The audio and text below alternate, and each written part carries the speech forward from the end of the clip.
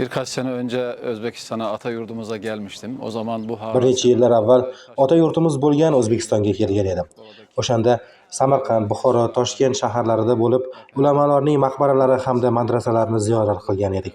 Albatta, ota yurtimizning asrlar avval ko'plab ulamolarni tarbiya qilishi, ularni yetishtirishi turkiy hamda islom dunyosiga tasavvuf, hadis, fiqh, usul ilmlarini o'rgatgan olimlarimiz hisoblanadi.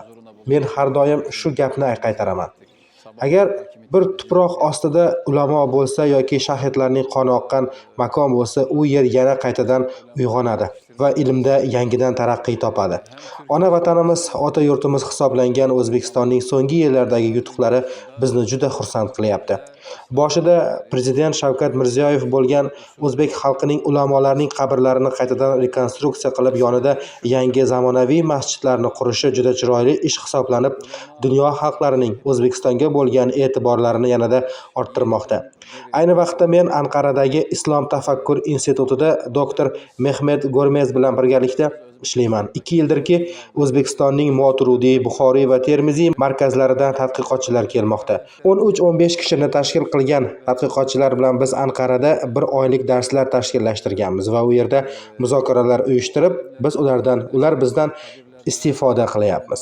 Yana bir narsani ta'kidlab o'tishim kerak. O'zbekiston bu yangi taraqqiyotining boshlang'ichida turibdi. Chunki ko'rayapman, yosh tadqiqotchilar bor. Bu yo'lda biz Turkiya o'laroq qo'limizdan kelgan nima ish bo'lsa, uni qilishga tayyormiz.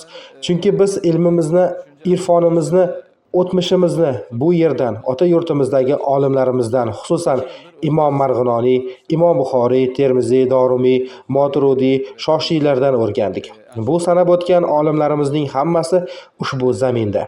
Biz ularning oldida qarzdormiz va bu qarzni o'tashga har doim tayyormiz. Biz nima o'rgangan bo'lsak, ulardan o'rgandik. O'rgangan ilmlarimizni O'zbekistonning yosh tadqiqotchilariga o'rgatishga hozirmiz. Ben bütün Özbek kardeşlerimize, yöneticilerine, başta Prezident Şevket Bey olmak üzere herkese çok rahmet diyorum, çok teşekkür etmek istiyorum.